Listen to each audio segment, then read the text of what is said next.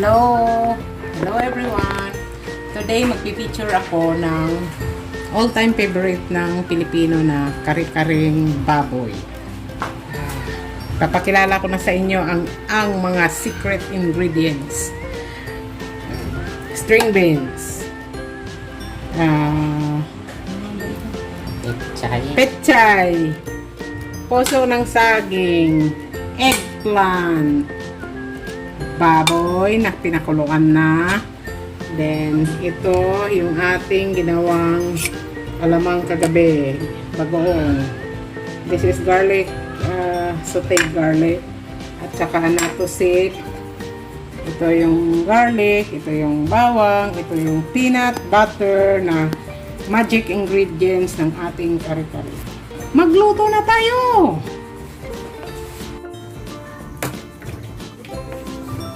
Dagdag tayo ng oil para isutin natin yung ating bawang, sibuyas at iba-iba pang sangkap.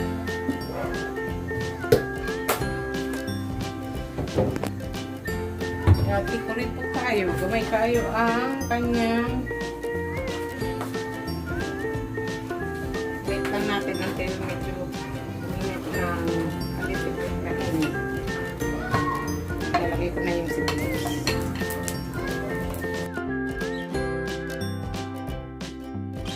Nagsosote tayo.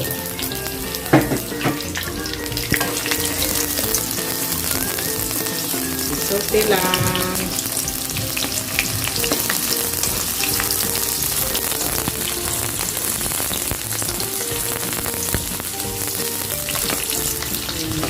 Pag medyo malambot na yung ating sibuyas, i-add na natin yung ating garlic.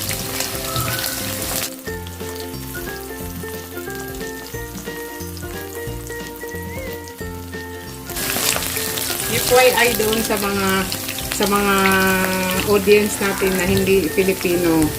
This is peanut sauce, peanut butter sauce. Ang kare-kare is made of peanut butter sauce. Then ilalagay na natin, we'll dump in our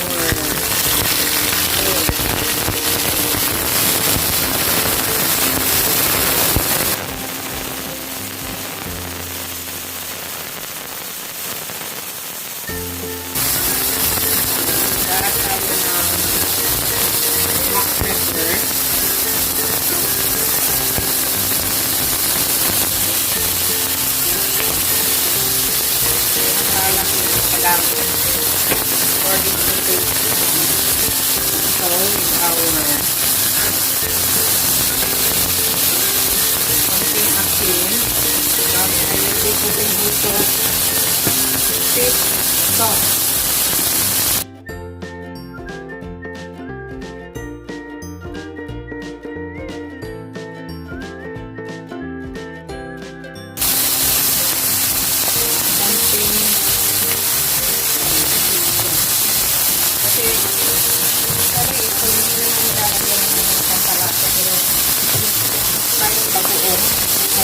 Allergy to bagoong.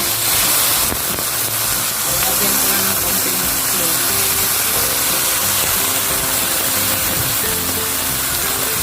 Kung hindi kayo allergy, go lang kayo sa walang asin.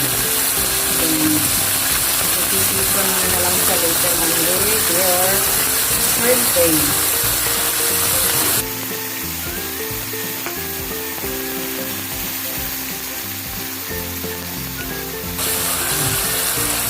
May peanut butter. Sa palengke guys, makakabili kayo nito. This is 20 pesos.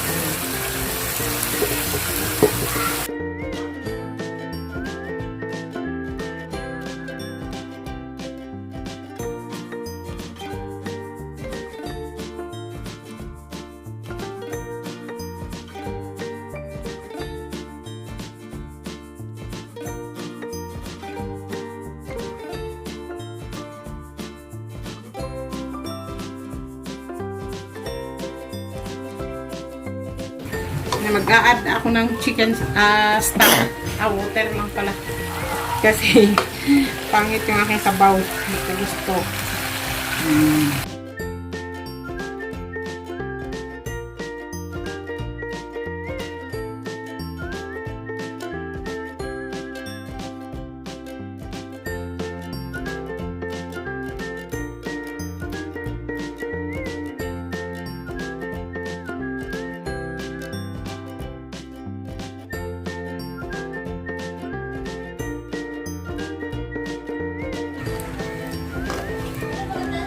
Guys, pag gusto nyo naman ng a little bit sticky, you can add rice flour. I-dilute nyo lang sa water, then you dump in, tapos hanggang maluto. It can help your kare-kare sticky.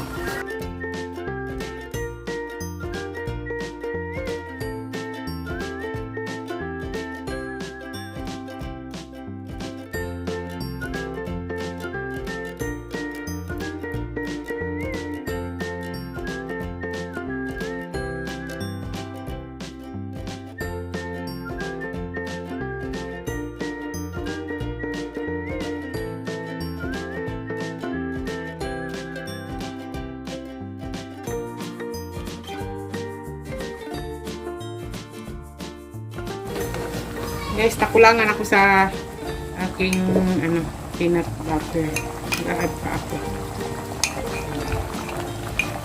Ito, medyo matamis ito kasi pang palaman ito eh.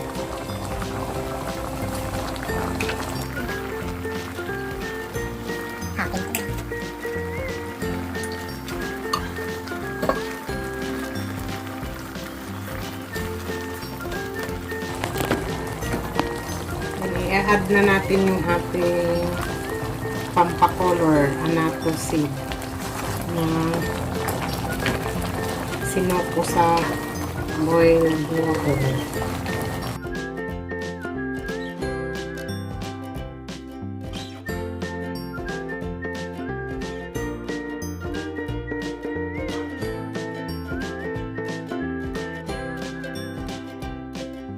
Yung anato seed, lalagay ko na.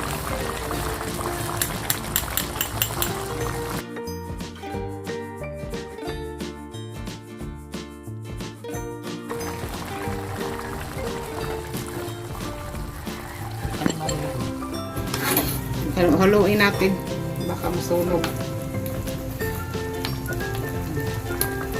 Ang peanut kasi is sticky. A little bit sweet, that's why it's very easy to get burned.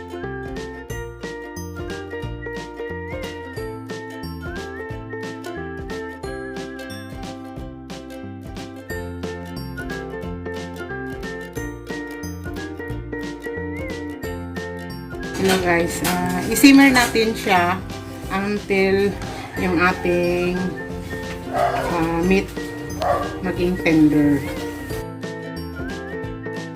See you later. Nilagay ko na yung string beans, nakalimutan ko na kasi ang tagal ng pagpakulo. Then put on ko itong puso ng saging. Lahat na ng gulay nalagay ko.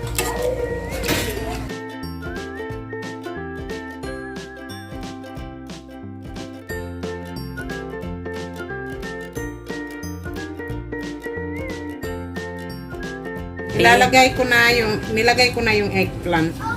Then continue cooking pa. Prepare pa natin siya until maluto yung ating mga vegetable. Ang sarap-sarap. Mouth-watering. Ngayon, ilalagay ko na itong pitsay. I cannot wait anymore.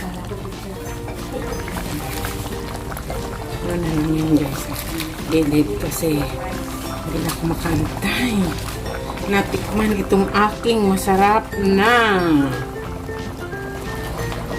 pangmalakasang kare-kare. Hindi na mahalo, guys. Isalo ng sarap. Oh, ang sarap-sarap. Ang sarap-sarap.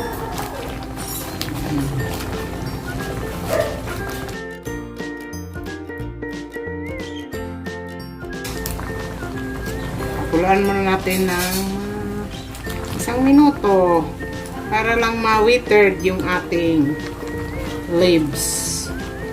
So guys, tignan nyo naman how appetizing. Sige, magpi-plate na ako. Akin to guys. Buusin ko to. Ang sarap-sarap. Gulay mo na. Pampahealthy. Kasi nakakatakot si corona eh. Kailangan natin kumain ng maraming gulay in order sa ating body. Then, sabaw. Sabaw, ayan. Hindi na ako makawait guys. Tama-tama kaya ang bawala ng sabaw. Happy na siya. Tikman. Itong taba. Paborito ko to. Ayaw ko nang tumanda.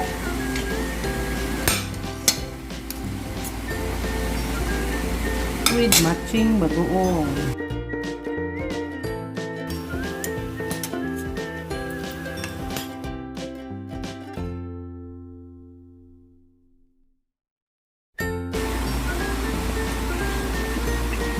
Ang sarap-sarap. Hindi ako makasalita.